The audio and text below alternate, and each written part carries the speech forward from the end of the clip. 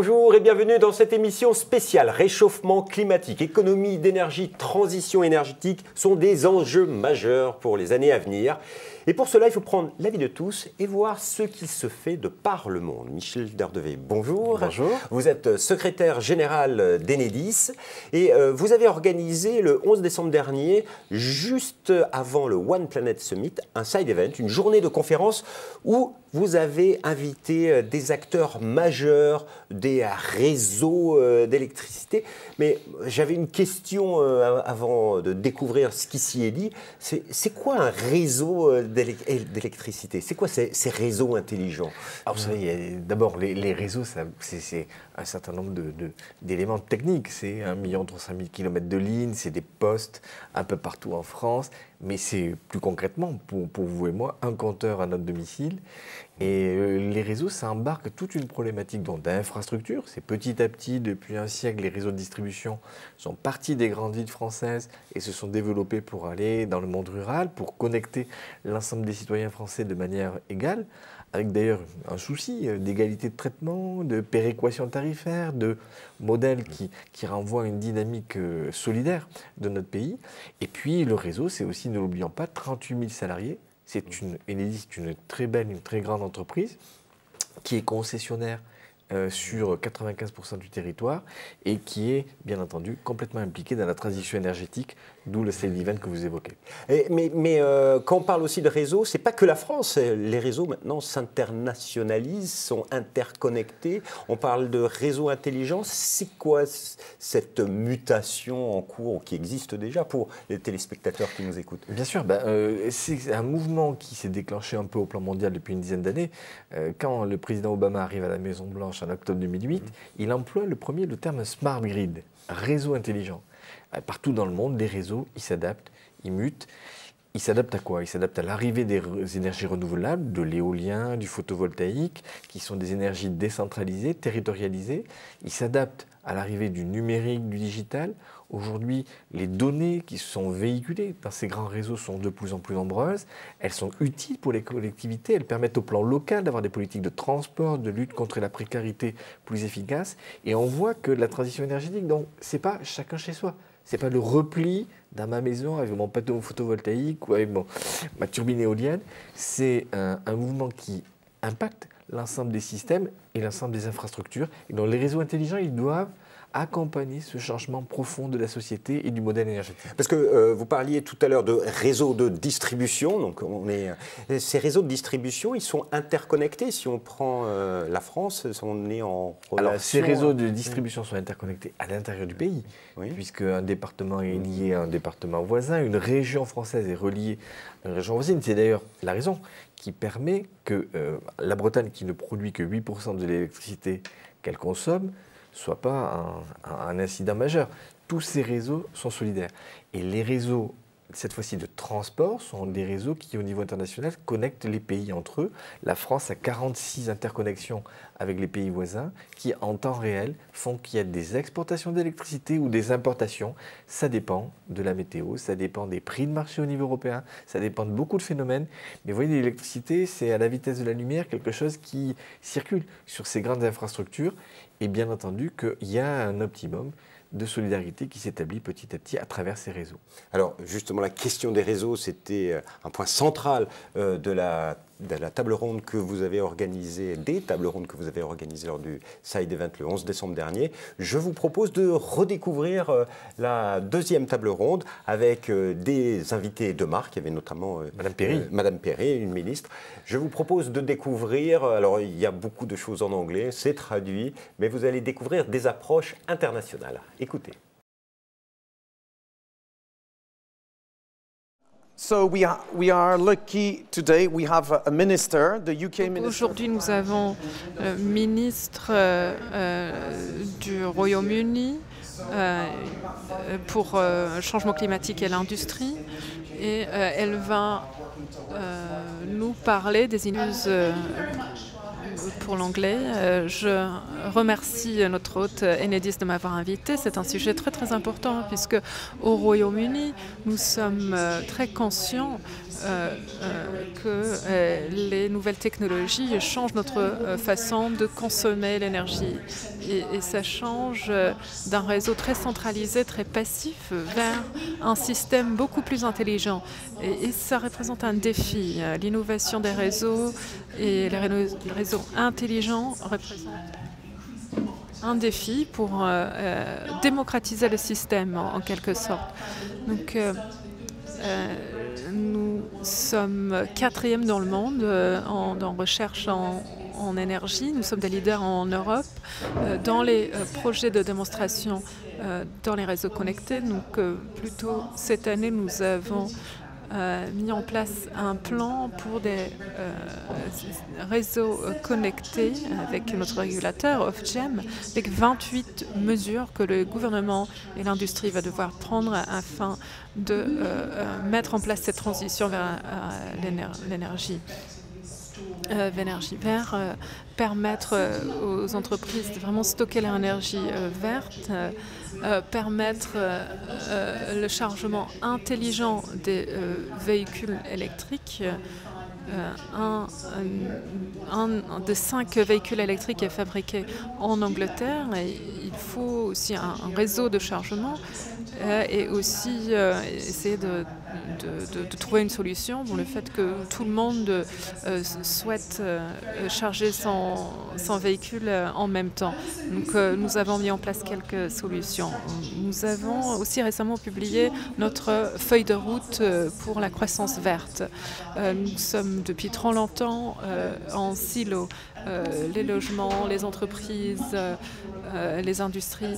Et de plus en plus, nous essayons de se mettre en phase les uns avec les autres et nous allons mettre en place ce changement partout dans l'économie afin d'atteindre notre budget. Nous avons donc un budget statutaire pour le bas carbone et il y aura donc des conséquences si on n'atteint pas nos cibles pour 2032 et 2050. Nous allons investir 2,5 milliards de livres d'ici 2021 dans des innovations bas carbone, notamment dans le secteur énergétique et 500 millions de livres dans un plan énergétique pour lancer l'innovation. Ce que nous avons appris dans ces réseaux intelligent doit être déployé partout dans le monde. Il y a 60 milliards dans 60 milliards de réseaux. L'action industrielle et les captures et stockage de carbone, puisqu'il faut décarboner nos industries lourdes à l'avenir. Les réglementaire fournit encore 700 millions aux industriels. Donc, je vous encourage à lire la stratégie industrielle du Royaume-Uni qui présente le défi de la croissance propre comme l'un des principaux défis. Nous avons une certaine expertise dans ces technologies bas carbone, mais il faut continuer à investir et investir plus. Et pour nous, les systèmes intelligents et l'épine dorsale de cette stratégie. Donc je dirais qu'il n'y a pas de solution unique, il n'y a pas vraiment de guichet unique pour décarboner l'économie. Beaucoup de personnes demandent est-ce qu'il y a une seule chose que l'on peut faire. Et, il n'y a pas, mais je dirais que les systèmes intelligents sont l'épine dorsale de cette stratégie. Donc, il faut aider d'autres pays, les autres pays dans cette trajectoire de décarbonisation, réduire l'utilisation, augmenter l'efficacité et reconnaître le rôle central des réseaux intelligents dans cette stratégie et cette démarche. Merci.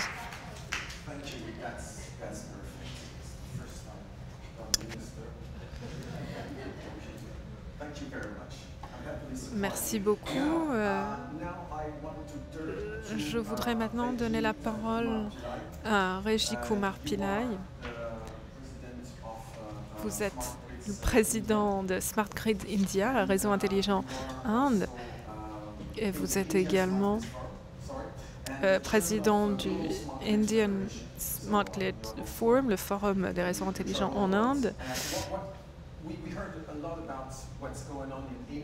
On nous a beaucoup parlé de ce qui se passe en Inde avec les PV, les véhicules électriques, beaucoup d'énergie renouvelable. Est-ce que vous pouvez nous parler des récentes innovations dans le domaine de l'énergie? Je vous remercie de m'avoir invité à cet événement. Je suis très heureux d'être parmi vous. Comme vous le savez, l'Inde est engagée dans ces programmes de 40% de notre énergie viendra d'énergie non fossile. Et même avant cela, même en 2014, nous avons le programme le plus large d'énergie renouvelable qui vient de solaire, évidemment, des éoliennes, etc. Ce programme est en cours de mise en œuvre et pour ça, ça doit être terminé en 2032. Afin d'atteindre cet objectif de réduction de 40% des énergies fossiles avant 2030, nous devons doubler cet objectif. Et les nouvelles énergies sont... Nous allons lancer prochainement la nouvelle politique énergétique et aussi nous sommes très actifs aussi sur le plan international. Nous avons aussi 1 million de personnes dans la pauvre... 1 milliard de personnes qui sont connectées au réseau et 1 million qui sont dans la précarité énergétique. Et cependant, les 3 milliards qui sont connectés subissent des coupures de courant assez régulièrement. 3 millions de mètres carrés, une région de l'Inde sur une fréquence très faible. Et donc nous avons des problèmes de capacité et aussi en termes de personnes connectées. C'est un réseau, c'est le réseau le plus complexe, le plus intégré dans le monde et qui continue à croître et nous continuons à l'opérer de façon très efficace. Mais ce sont principalement des entités qui appartiennent au gouvernement, mais financièrement, c'est une lutte pour la survie. Donc d'un côté, il nous faut de l'investissement pour renforcer le réseau et le mettre à niveau. Nous avons 3 ou 4 000 villages qui ne sont pas connectés au réseau, qui n'ont pas d'électricité. Donc, nous essayons de soutenir cela avec les photovoltaïques. Donc, nous sommes engagés sur l'accord de Paris. Le gouvernement a récemment fait une annonce disant que d'ici 2030, tous les nouveaux produits tous les nouveaux véhicules seront des véhicules électriques en Inde. Et des millions de véhicules électriques seront en train de rouler prochainement en Inde à l'avenir. Donc, il n'y a pas un seul programme qui va tout faire. Donc, nous essayons de travailler sur tous les aspects, y compris la coopération internationale. L'Inde est un grand marché pour toutes les technologies qu'on est en train de développer en Europe et ailleurs. Et, parce que nous n'avons pas les ressources à mettre dans la recherche et développement. Nous avons d'autres priorités. Donc toutes les nouvelles technologies qui sortent du Royaume-Uni, de la France, l'Allemagne, nous représentons en fait le plus grand marché pour ces nouvelles technologies. Merci beaucoup. Comme la ministre vient de dire, les réseaux intelligents sont l'épine dorsale de cette nouvelle stratégie. J'invite maintenant Dr. Ing-Yang Zimel, directeur Strategic Positioning and Innovations.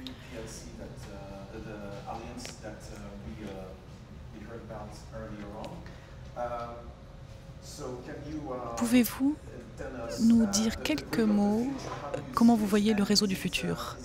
Est-ce qu'il se passe en Allemagne? Quel est le réseau du futur en Allemagne? Nous savons que l'Allemagne est vraiment une inspiration en Europe. Est-ce que vous êtes allemand, n'est-ce pas? Oui, bien sûr, je travaille pour une société allemande qui nous participons intensivement depuis 6 ou 7 ans à ce programme de réseau. Merci de m'avoir invité. Je suis en charge de l'innovation. Donc, ce que nous considérons comme une innovation consiste à trouver de meilleures solutions. Si on regarde le réseau électrique en Europe, on peut voir d'abord qu'il est en train de se décentraliser. C'est un point très important et un point de terminologie qu'il ne faut pas perdre de vue. La décentralisation en Allemagne, ça veut dire que des milliers de consommateurs maintenant sont reliés aux panneaux solaires. L'année dernière, pour la première moitié de 2017, la production allemande à partir d'énergie renouvelable a augmenté de 1%. C'est évidemment très bien psychologiquement, et en France, je vois qu'il reste encore des défis. Un petit exemple, en octobre, on avait un temps on a eu de la tempête, et dimanche dernier, comme vous avez vu, 40 mégawatts ont été générés à partir des turbines. C'était en fait une grosse production d'énergie. Mais là, parfois, ça veut dire qu'on peut avoir aussi une production d'énergie négative. Soit vous la vendez aux consommateurs, soit vous arrêtez la production, en fait. Ça veut dire que, idéalement, l'intégration des énergies renouvelables dans le système veut dire que la chose la plus importante, il faut le suivre de très près, il faut voir combien d'énergie vous produisez et il faut être capable de la contrôler. Et ensuite, ça nous amène à la numérisation, ce qui est évidemment un point très important. Donc, on prend dans le contexte énergétique le besoin d'intégrer des informations et des technologies de la communication. Si on le voit d'un point de vue plus large, et on voit ça en termes de digitalisation, évidemment, il y a les compteurs intelligents. C'est une application numérique d'un suivi de consommation énergétique, pas seulement pour le consommateur, mais pour les outils. Et là se pose la question de comment on peut intégrer 43 millions de compteurs dans le réseau en Allemagne. Si vous avez parlé de la France, vous avez parlé de 40 millions, ça veut dire qu'il faut que ces 40 millions et quelques de compteurs communiquent entre eux. Il y a plusieurs solutions qui se profilent. Il y a celle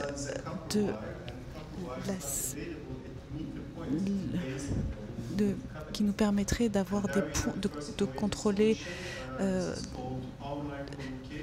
avec une communication en ligne, qui est également en France avec les 3G PLC et des câbles également. Les câbles sont partout, vous en avez dans votre garage, vous en avez partout. Et l'Enedis a conduit ce type de pilote pour renforcer l'écosystème du réseau. La numérisation va au-delà du compteur intelligent. Il va également concerner les voitures électriques. Nous aurons 40 000 véhicules électriques en Allemagne. Nous sommes le 4e pays au monde pour avoir des véhicules électriques. Vous imaginez que les gens qui rentreront chez eux à 5 heures, qui rentrent du travail, ils chargeront leur véhicule, ils les mettront sous charge, et ça doit être évidemment organisé avec un programme d'industrialisation. Quand on parle d'industrialisation, on parle de modèle économique. Et il faut motiver les gens pour charger leur véhicule électrique. Et ça peut être par exemple des moteurs ça coûte moins cher la nuit par exemple, à être utilisé la nuit. Je voudrais également parler de l'intégration du consommateur dans le micro-réseau. Ce qu'on voit, c'est que la moitié des panneaux solaires en Allemagne sont combinés avec des batteries, un système de batterie. Et oui, vous rechargez vos batteries, vous rechargez vos véhicules électriques. La nuit, vous pouvez les utiliser également pour votre propre consommation. Donc ça suppose que le consommateur prend conscience de l'empreinte écologique et de sa consommation. Donc ensuite, on va aller d'un système centralisé à un système décentralisé. Tous les consommateurs vont être un peu plus indépendants des systèmes de services publics, des compagnies de services publics en quelque sorte.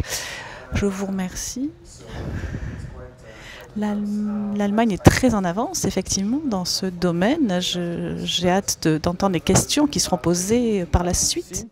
Abdoussi, vous êtes le PDG d'Enco. Vous venez du Sénégal.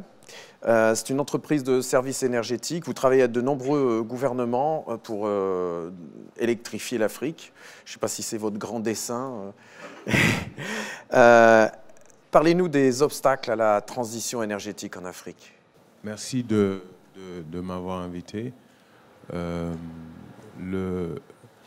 Les obstacles, les premiers obstacles, c'est qu'on mesure très souvent l'électrification de l'Afrique au nombre de ménages ou aux localités qui sont électrifiées ou qui doivent être électrifiées. Et je pense qu'il y a un progrès. On ne peut pas dire que rien n'a été fait ces dernières années. Mais il faut aussi se concentrer sur les activités annexes, c'est-à-dire les usages productifs. Et je pense que c'est ça qui va pousser à développer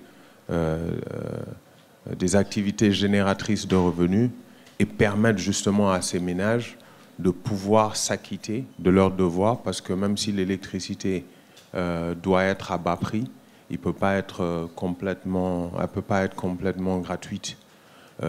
Donc, il y a un effort qui est en train d'être fait.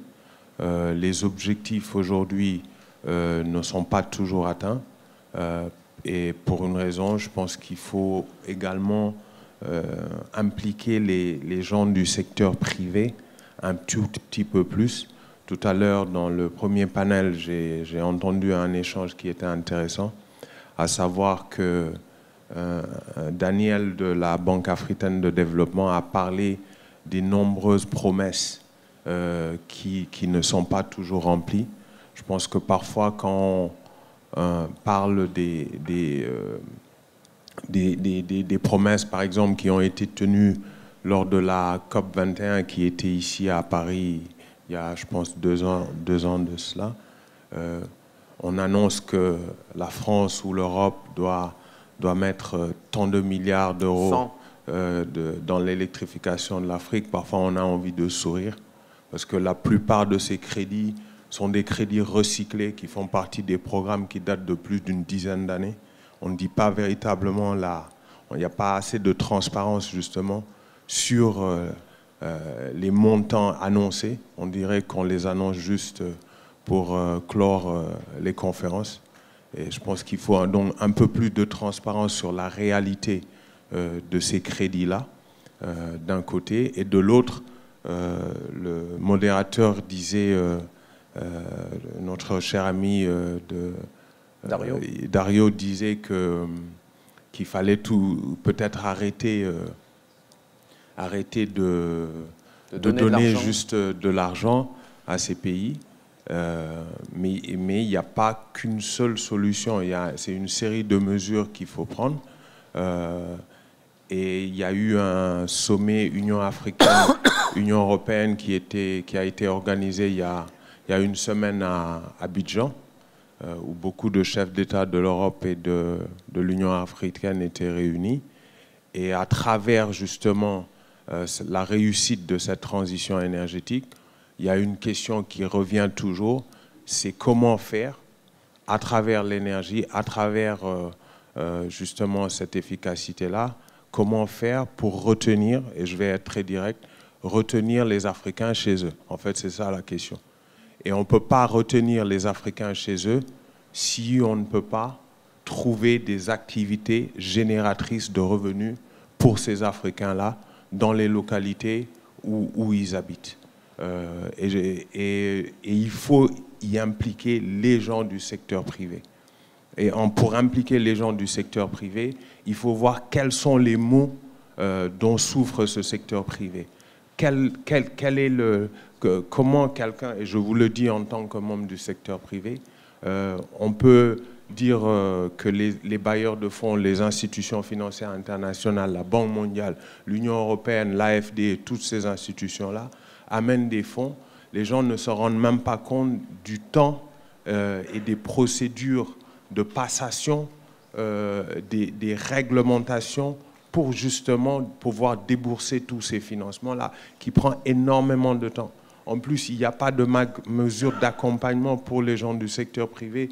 Les termes pour les conditions de prêt au niveau des banques locales, qui sont souvent des filiales de banques étrangères et européennes, sont astronomiques. Aucune société sérieuse du secteur privé ne peut résister à cela. Et ce sont ces gens du secteur privé qui vont aider les futurs ménages, les futurs habitants des ménages qui doivent s'acquitter justement de cette facture énergétique à pouvoir payer leur facture énergétique. Pour cela, il faut qu'ils aient des qualifications.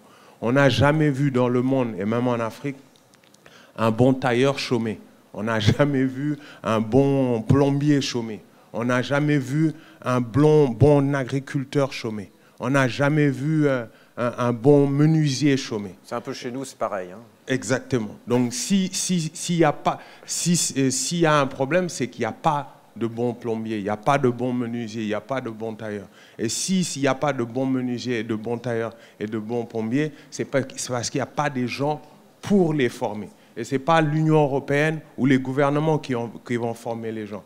Ce sont les gens du secteur privé qui vont leur apprendre, qui vont leur inculquer cette expérience-là empirique pour qu'ils puissent générer des revenus et peut-être s'acquitter de cette facture énergétique et participer justement à ce succès-là. Merci beaucoup, Abdou. Merci pour ce message très fort qu'on n'entend pas souvent ici. Maintenant, je me tourne vers Myriam Maestroni. Myriam, vous êtes PDG d'Économie d'énergie SAS. Vous allez nous expliquer sûrement ce que vous faites. Et présidente de la fondation E5T. Donc, j'ai fait ma petite recherche. C'est énergie, efficacité énergétique, économie d'énergie et territoire. Voilà. Vous êtes dans le business de l'énergie, de l'efficacité énergétique. Alors, c'est quoi le modèle économique de la transition énergétique? Est-ce que c'est rentable? Écoutez, après 20 ans de pétrole et de gaz, j'ai pour habitude de dire je suis en rédemption, puisqu'il y a 6 ans, j'ai créé cette société qui s'appelle Économie d'énergie, de zéro. Et aujourd'hui, c'est 170 personnes, 31 ans de moyenne d'âge, parité absolue homme-femme. Et on aura accompagné un demi-million de travaux de rénovation énergétique et un demi-million de citoyens dans leurs habitudes. Donc, s'il n'y avait pas de business model, sachant que l'expérience a été totalement privée, je ne serai pas là pour vous en parler. Donc, je peux y revenir, mais Auparavant, je voudrais dire que je suis très sensible à beaucoup de choses qui ont été dites, et notamment à un propos de Jean Jouzel sur la solidarité énergétique qui est indispensable pour cette transition énergétique. Parce qu'on parle beaucoup des problèmes d'accès à l'énergie, que ce soit en Inde, que ce soit en Afrique ou dans d'autres endroits, puisqu'on a plus d'1 milliard de personnes aujourd'hui qui n'ont pas accès à l'énergie. Et nous, on parle de quoi? Nous, Européens, nous, Américains, on parle en Europe de 100 millions de logements en surconsommation dans des proportions qui sont 6 à 9 fois supérieures dans nos logements à ce qu'elles seraient si on construisait un logement neuf et respectueux des réglementations thermiques aujourd'hui applicables en matière de construction. Et c'est bien un marché dont il s'agit qui requiert des compétences, parce qu'il est évident que pour parler d'efficacité énergétique, qui est pour moi évidemment le pilier essentiel ou un des piliers de la transition énergétique, puisque par définition, même si ça paraît un lieu commun, la seule énergie qui n'émet pas de CO2, qui coûte aussi la moins chère, c'est celle que l'on ne consomme pas. Eh bien, il faut aller les chercher, ces gisements. Il y a 4 leviers principalement pour pouvoir économiser l'énergie. Le premier, ça a été dit, ce sont les comportements. Mais pas les comportements juste comme ça, où on informe, les comportements au quotidien, où on installe durablement des habitudes. Je vais voler à Michel une de ses expressions favorites, c'est passer durablement des bains à la douche, et si on chante des chansons courtes. C'est la première chose, mais comme me disent les anglo-saxons, dans une logique où repetition is a mother skill, il ne suffit pas de le dire, il faut vraiment rendre les gens capables de vivre durablement avec ces nouvelles habitudes. Deuxième levier, c'est que pour autant que nous fassions des efforts, si on a une chaudière de 20 ans d'âge, 100 millions de cas en Europe, au moins autant, voire plus aux États-Unis, une maison pas isolée, des mauvais systèmes de ventilation ou d'émetteurs de chaleur, on peut faire tous les efforts qu'on veut, ça ne suffira pas. Or, le marché de la rénovation énergétique aujourd'hui est un énorme marché, sauf que c'est un marché latent, que personne ne se lève le matin en disant « Tiens, si je faisais les travaux de rénovation énergétique chez moi ». Et donc le sujet, c'est comment on interpelle ces citoyens, consommateurs, pour leur dire « Vous avez le pouvoir de décider de changer les choses et vous avez des aides ». Récemment, j'ai fait faire une étude par l'Institut CSA où il ressortait que si, ma foi, un des principaux freins pour que les gens décident de faire des travaux, c'était l'argent. Et on disait, cette étude, sur 1000 personnes, si on avait 20% du montant des travaux, on les ferait. Ben, je vous annonce qu'en France, et c'est vrai dans la plupart des pays européens, on est largement au-dessus de cela. Mais les gens ne le savent pas. Dans notre pays, où il y a un foyer sur 2 en précarité énergétique dans les définitions françaises, on peut isoler les combles pour 1 euro. Mais les gens ne le savent pas ou se disent c'est quoi cette arnaque-là. Bon. Donc on a des véritables sujets d'information clairs vers le citoyen qui mettent l'ensemble des moyens que l'on met à disposition, sinon il y a de la déperdition. Troisième levier, c'est ce dont on parle depuis tout à l'heure, c'est les smart technologies, que ce soit les smart grids, les smart meters, mais pour moi, clairement, il n'y aura pas de smart énergie si on n'a pas des smart citoyens. Parce qu'à un moment, les interactions entre les technologies smart et notre capacité à tirer le meilleur parti de cette technologie est un véritable enjeu. Et enfin, le 4e pilier, c'est exactement ce qui se disait, ce sera l'autoconsommation, l'autoproduction, et on a rebouclé la boucle.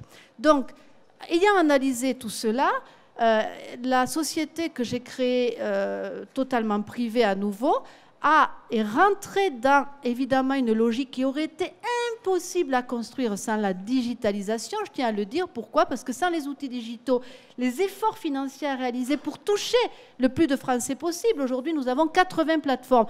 Nous avons eu 10 millions de visiteurs. Aucune société sans lever des capitaux à un niveau considérable n'aurait été capable de faire ça. Et on le fait aux côtés des plus grands noms, dont Enedis. Eh bien, on se rend compte que quand on parle aux consommateurs, décideurs et payeurs de factures, et on lui explique simplement des choses, parce que souvent on a tendance à parler entre nous avec des débats d'experts, eh bien, on a la capacité à lui faire comprendre qu'il fait partie de la solution et qu'il y a derrière des emplois à créer.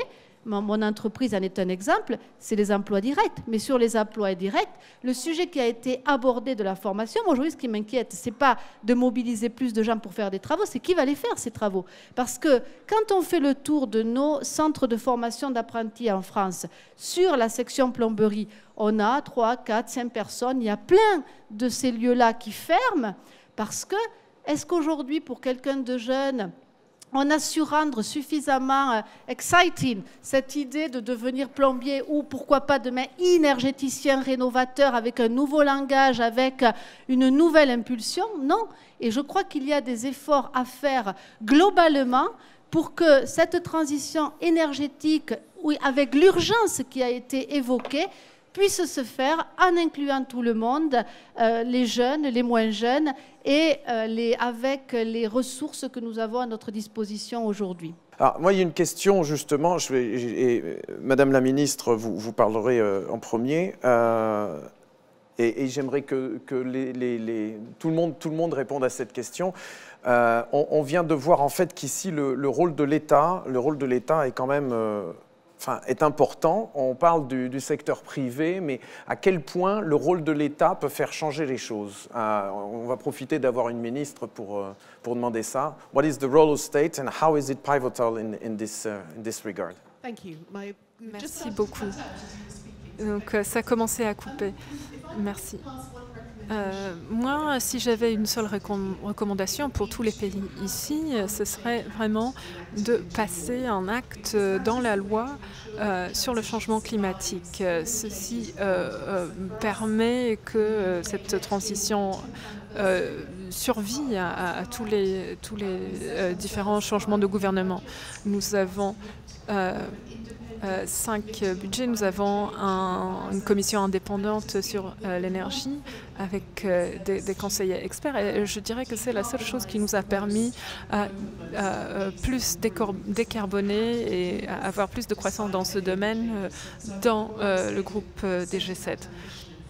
Donc je pense que cette ambition, je pense que ce cadre est extrêmement important. Oui, peut-être Abdou? Sur le rôle de l'État, parce que ce que vous avez raconté, vous parlez, c'est le secteur privé qui va faire la transition énergétique. Quel est le rôle de l'État là-dedans? Non, mais le rôle de l'État, il est fondamental. Ce que je dis, c'est que il y a des mesures d'accompagnement à ce rôle de l'État-là. Le rôle de l'État à lui tout seul, l'État à lui tout seul ne peut pas faire certaines choses. Et c'est pour ça que je dis que l'intervention et le fait de remettre le secteur privé au centre de l'activité, le rôle de l'État doit être quelque chose qui doit accompagner justement ce secteur privé. Si on se limite simplement avec au rôle de l'État, et Madame le ministre l'a très bien dit, en disant qu'il fallait inacter justement certaines décisions et les voter en tant que loi, c'est que très souvent, dans beaucoup de pays, l'État, il est en chair et en os. Et que les gens, ils changent, et qu'avec le changement de régime, la politique de l'État peut changer. Je ne vous parle même pas de la politique de l'État. C'est que dans certaines économies défavorisées, il suffit d'aller dans un service, que la personne qui est en charge de ce service change, que toute la politique du service soit remise en question. Et je parle à des niveaux, mais insoupçonnés. Donc, pour répondre à la question, c'est de dire le rôle de l'État, oui, mais il ne doit pas être... il doit être accompagné. Et je crois parfois, ce rôle de l'État doit accompagner justement le secteur privé et les mesures qui doivent être là pour renforcer ce secteur privé. Parce que, et vous avez tout à fait raison tout à l'heure quand vous disiez, au-delà des smart grids, il faut des smart people. Parce que la personne est au centre de toute la chose. Il ne servirait pas d'avoir des smart grids s'il n'y a pas de smart people, parce qu'à la fin, celui ou celle qui doit bénéficier le plus de cette politique, c'est la personne humaine. Très bien. Là, vous nourrissez Michel Derdevé Vous n'avez pas idée. Reggie, the role of state.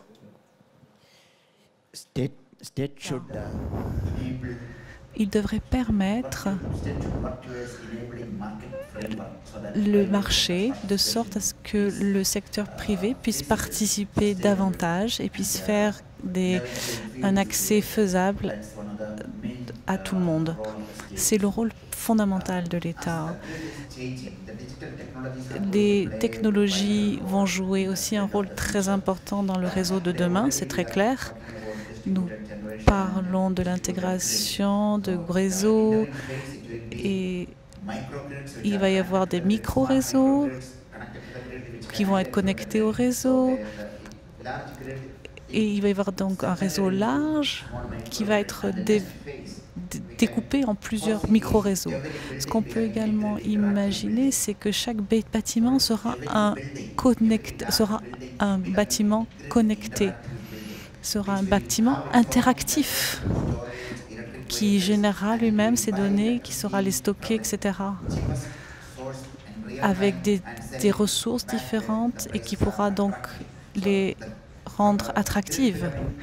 Donc il y a une pyramide de réseaux, un micro-réseau à des bâtiments intelligents. Ça, c'est quelque chose sur lequel on travaille déjà, qu'on voit se poindre à l'horizon. Après, on verra des applications intelligentes qui seront disponibles pour tout le monde.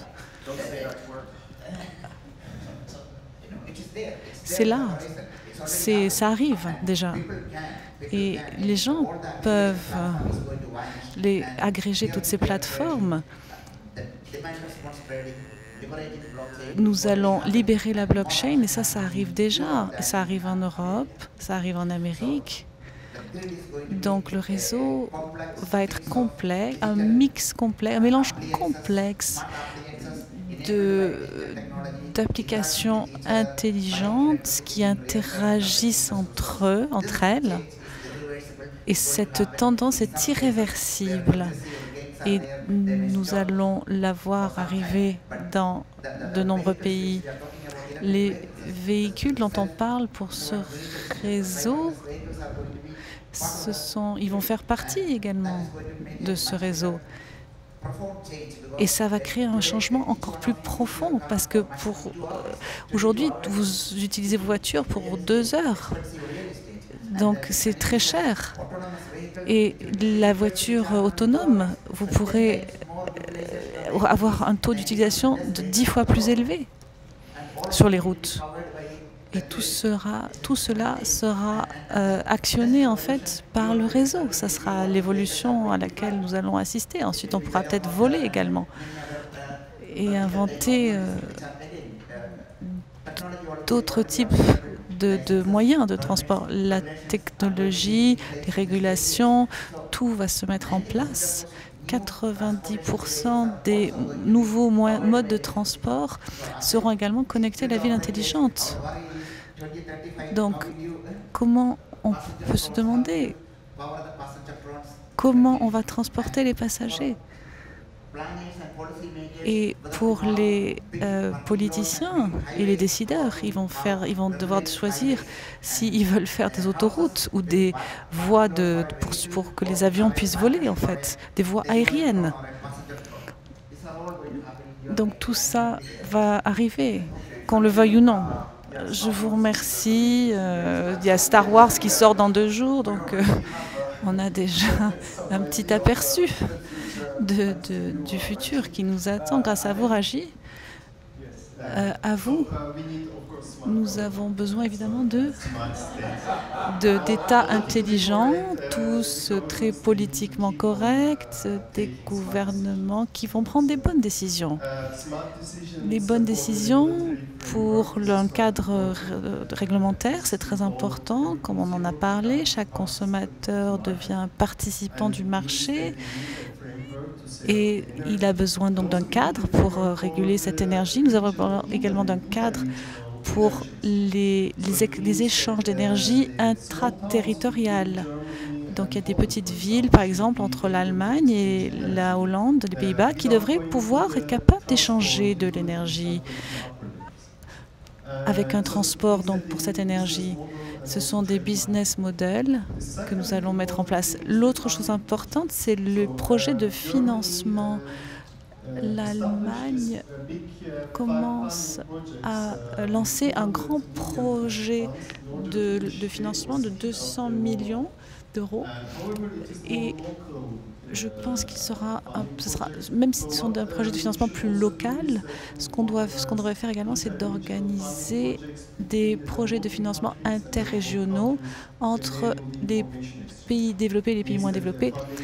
Ce qui veut dire que ces projets de financement entre l'Inde et l'Allemagne, par exemple, comme un jumelage en fait, tout à fait, dans un cadre de mondialisation, on devrait vraiment le voir sous ce point de vue donc, mondial.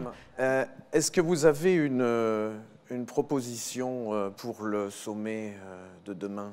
Oui, sensibiliser, et je crois que ça fait partie du rôle des gouvernements, les consommateurs, sur les décisions qu'ils doivent et qu'ils peuvent et qu'ils doivent prendre pour améliorer leur consommation énergétique. On est à la veille d'un sommet sur la finance. Je pense qu'il faut inclure à ce rôle-là la promotion d'outils innovants. Je pense notamment aux instruments de marché comme les certificats d'économie d'énergie ou les white certificates qui pourraient être généralisés au niveau européen dans un marché réellement sensibilisé à l'efficacité énergétique. Et puis, ma deuxième suggestion, parce que je crois qu'il y a effectivement une vraie idée autour de la solidarité européenne à minima et avec le reste, qui est, on parle beaucoup d'énergie union, je crois que c'est un concept qui arrive un peu à contre-temps, et aujourd'hui, je pense qu'il est important de parler de European Energy Efficiency, Environment and Territories Union. That's the point today. Merci. C'est un message qui, j'espère, sera entendu. Abdou, vous avez fait...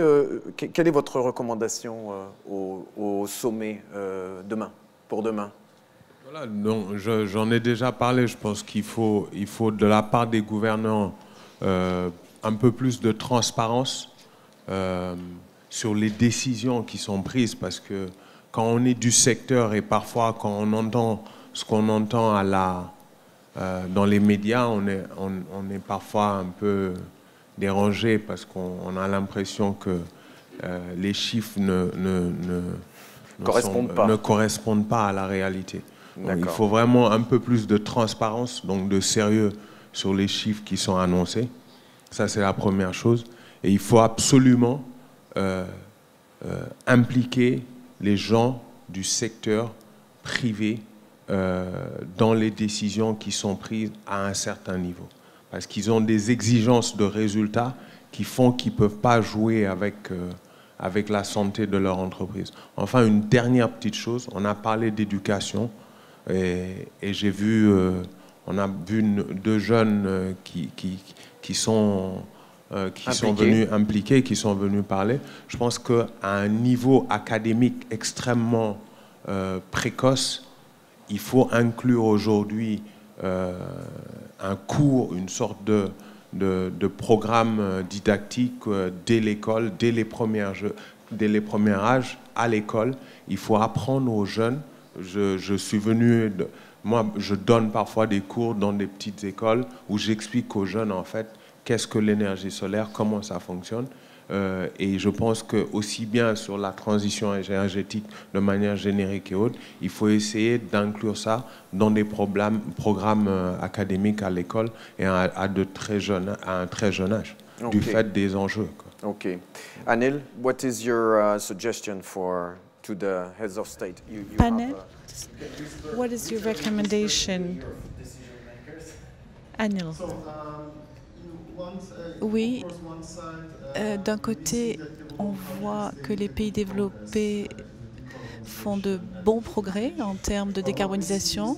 Ce qu'on voit également, c'est que les problèmes écologiques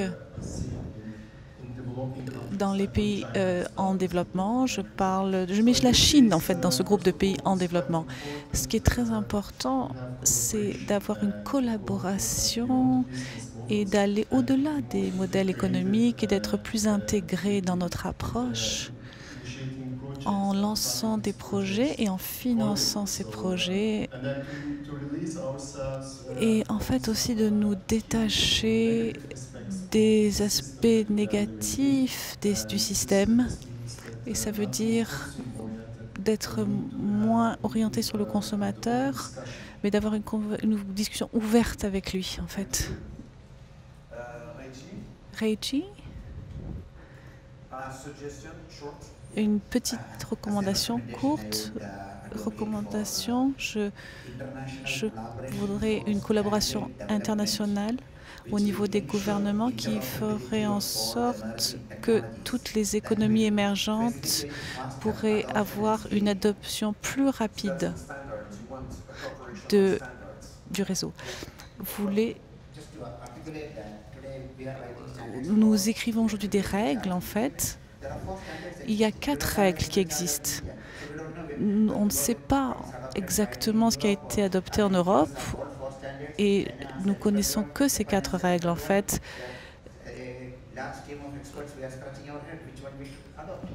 Nous ne savons pas lequel adopter, en fait.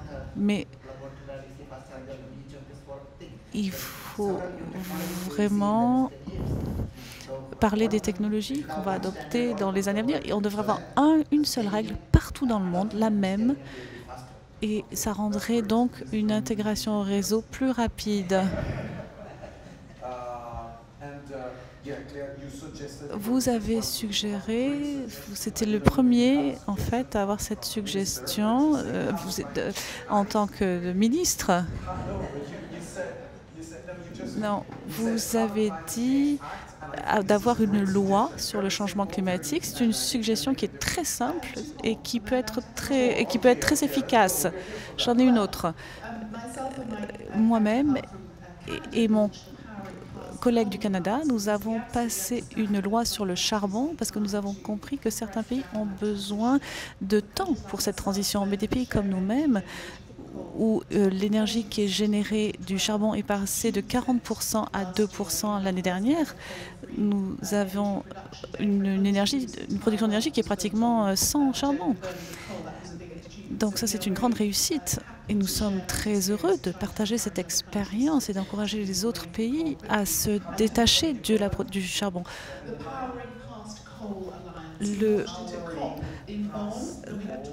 L'alliance contre le charbon, au-delà du charbon, qui nous permet d'aller au-delà du charbon. Donc, nous pourrons vraiment investir cette technologie. Notre deuxième message pour mon Premier ministre, c'est continuer d'être ambitieux. Le monde continue à évoluer. Mes enfants pensent que ça va être quelque chose qui va se passer tous les jours. En fait, c'est une action quotidienne de protéger l'environnement. Et je suis convaincue que c'est une ambition qui ne doit pas être juste sur les changements climatiques, mais sur l'air, l'eau, la terre, la biodiversité. Nous avons passé toute une série d'initiatives ces derniers mois sous le plastique pour essayer de se débarrasser du plastique. Donc c'est un ensemble de mesures très intégrées qu'il faut qu'on adopte. Je vous remercie. For those of you who want to revalorize manual work, there's an excellent book which is called The Apology to Carburetor. I can give you the exact title in English. It's not exactly phrased that way, but it's an interesting book. Je vous remercie pour cette session et puis nous applaudissons nos orateurs. Merci beaucoup. Il y avait donc des invités de marque lors de cette table ronde. Une réaction peut-être à tout ce qui a été dit. Énormément de choses ont été dites, mais... Une réaction qui renvoie un petit peu à quand j'ai entendu le 11 décembre donc, Madame Perry s'exprimer. Il y a un mot qui m'a beaucoup marqué. Madame Perry elle n'est pas ingénieure, elle n'est pas technicienne des grands réseaux, mais elle a employé une formule extrêmement juste en expliquant que les réseaux électriques étaient backbone, la colonne vertébrale de la transition énergétique. Et je crois que cette formule, elle est très heureuse. Pourquoi? Parce que la transition énergétique, ça n'est pas que envisager un sujet de production, décarboner, des centrales de moins en moins thermiques, de moins en moins au fioul ou au charbon. Ça n'est pas qu'un sujet de consommation, mais c'est aussi penser l'entre-deux. Et l'entre-deux, c'est les réseaux et le fait qu'elles théorisent, qu'elles expriment le fait que c'était la colonne vertébrale de la transition m'a semblé un propos très intéressant. Mais pour une entreprise comme Enedis, c'est une vraie révolution aussi, c'est une transformation complète de l'entreprise dans ses pratiques de travail. C'est plus une transformation qu'une révolution. Transformation, pourquoi? Parce que les réseaux, au fil du temps, savent s'adapter. Les réseaux sont une infrastructure neutre, équitable, non discriminatoire, qui doit répondre aux enjeux de politique publique. Et donc, c'est une transformation qui se fait dans le temps. Et quand on regarde un petit peu l'essor, par exemple, des énergies renouvelables décentralisées en France, il y a 10 ans, il y avait très peu de moyens de production photovoltaïques ou éoliens dans ce pays. Aujourd'hui, grâce au réseau, un pas fondamental a été accompli. Et quand on voit les perspectives 2030, 2040, 2050 en Europe et en France, on voit qu'il y aura encore des efforts à faire. Et donc, on voit qu'il y a une dynamique qui doit être articulée. Les énergies renouvelables supposent de penser aussi les réseaux. Et les énergies renouvelables, ce n'est pas uniquement des systèmes fermés sur eux-mêmes. C'est des systèmes ouverts, des systèmes intelligents. Solidaires. Et solidaires. Et vous êtes toujours, en fait, finalement, vous êtes dans l'innovation permanente, à l'écoute. Vous regardez ce qui se passe ailleurs. Est-ce qu'il y a des exemples à suivre dans d'autres pays? Alors, oui, mais il y a aussi l'innovation, une notion très importante de l'innovation, elle doit être un mélange entre l'innovation interne, l'intelligence qu'il y a chez les collaboratrices et les collaborateurs, et aussi l'innovation dans les territoires en France. Je suis frappé de voir que dans les territoires, il y a un certain nombre de start-up, de jeunes équipes qui sont extrêmement innovantes, extrêmement à l'avant-garde. On a amené ces derniers jours au CES à Las Vegas, qui est la grande manifestation internationale, plusieurs start-up qui travaillent avec nous. Et l'innovation, elle se conçoit avec eux.